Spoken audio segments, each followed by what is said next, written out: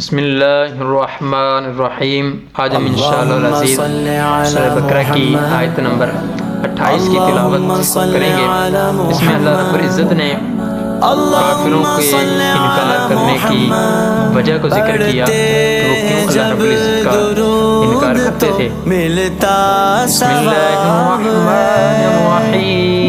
کیف تکفرون باللہ جواب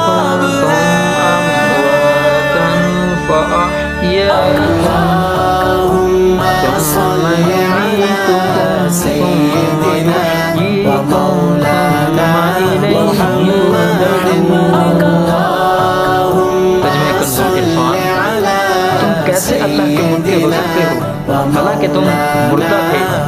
اس نے تمہیں پیدا کیا، پھر تمہیں موت دے گا، پھر تمہیں زندہ کرے گا، پھر اسی کی طرف لوٹائے جاؤ گے۔ کیف تکفرون باللہ، تم اللہ کے کیسے منکر ہو گئے، تم اللہ کا کیسے انکار کرنے لگے۔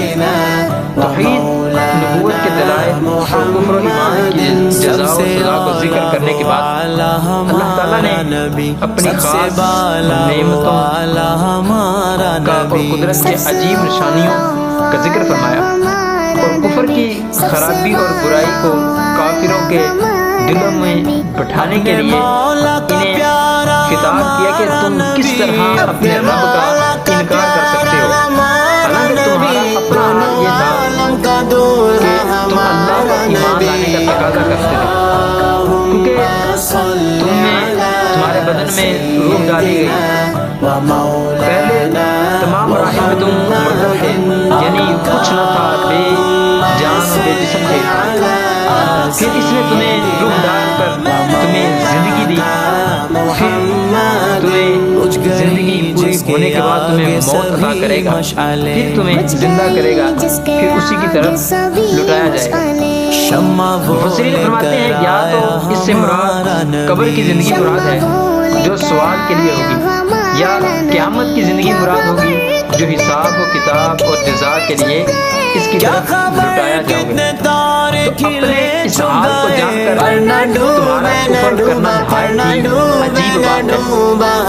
اس آیت میں غور کریں تو ہم مسلمانوں کے لیے بھی نصیحت عبرت ہے کہ ہم بھی کچھ نہ تھے، لیکن اللہ تعالیٰ نے ہمیں زندگی عطا کی اور زندگی گزارنے کے لوازمات اور نعمتوں سے نوازا، اور اس کی عطا سے فائدہ اٹھا کر اس کی یاد سے غافل ہونا، ناشکری اور غفلت کی زندگی گزارنا کسی طرح ہمارے شایان شان نہیں ہے۔ اب ہم اللہ رب العزت کی ہر جگہ پہ ہر بندہ یہ سنائی دیتا ہے کہ یار میں فلاں کاروبار میں ڈوب گیا تو فلاں ہو گیا، میرے ساتھ فلاں ہو گیا۔ ہر معاملے میں اللہ رب العزت کی ناشکری کی جاتی ہے۔ بزرگان دین فرماتے ہیں کہ جب بندہ دنیا کو دیکھے تو اپنے سے نیچے والے کو دیکھے۔ کیا شکر ہے میرے رب کا کہ اللہ تبارک و تعالیٰ نے مجھے بائک دی ہے، اللہ پاک کا شکر اللہ نے مجھے عزت دی ہے، اللہ پاک کا شکر اللہ نے مجھے مکان دیا ہے، رہنے کو گھر دیا ہے۔ وہ بھی تو ہیں کہ جن کے پاس گھر نہیں ہے، جن کے پاس سواری نہیں ہے، جن کے پاس چلنے کے لیے ٹانگیں نہیں ہیں۔ اللہ نے مجھے یہ سب کچھ عطا کیا ہے، لیکن پھر بھی ہم ناشکری کرتے ہیں۔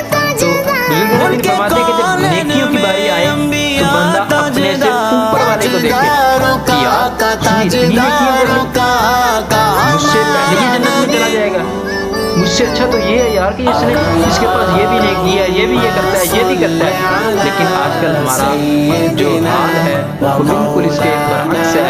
ہم یہ سمجھتے ہیں کہ جو دنیا ہے یہی ایک ذریعہ ہے، جو کچھ کرنا ہے اسی میں کرنا ہے، اور واقعی اسی میں کرنا ہے، لیکن کرنا کیا ہے؟ اللہ تعالیٰ کو راضی کرنا ہے۔ اب اس دنیا میں ہماری یہ سوچ بن چکی ہے کہ ہم یہ سمجھتے ہیں کہ اگر اگلے کے پاس گاڑی ہے تو میرے پاس فارچونر ہونی چاہیے، اگر اس کے پاس فارچونر ہے تو مجھے اس سے اچھی گاڑی ہونی چاہیے۔ یعنی کہ ہم دنیا کی جو نعمتیں ہیں اس کی ناشکری پہ ناشکری کیے جا رہے ہیں، اور ہم اس طرح دیکھتے ہیں کہ یار وہ اوپر نکل گیا، اس کو اگر دیا ہے تو میرے رب نے دیا ہے، آپ شکر گزار بن جائیں آپ کو بھی اللہ تبارک و تعالیٰ عطا کر دے گا۔ تو ہمیں ہر حال میں اللہ رب العزت کا شکر گزار بندہ بننا چاہیے، اور اللہ پاک سے دعا کرتے ہیں کہ مولا ہمیں ہر حال میں تیرا شکر کرنے والا بندہ بنائے۔ آمین نبی امین صلی اللہ تعالیٰ خیر خلقہ محمد اونچا سمجھیے جسے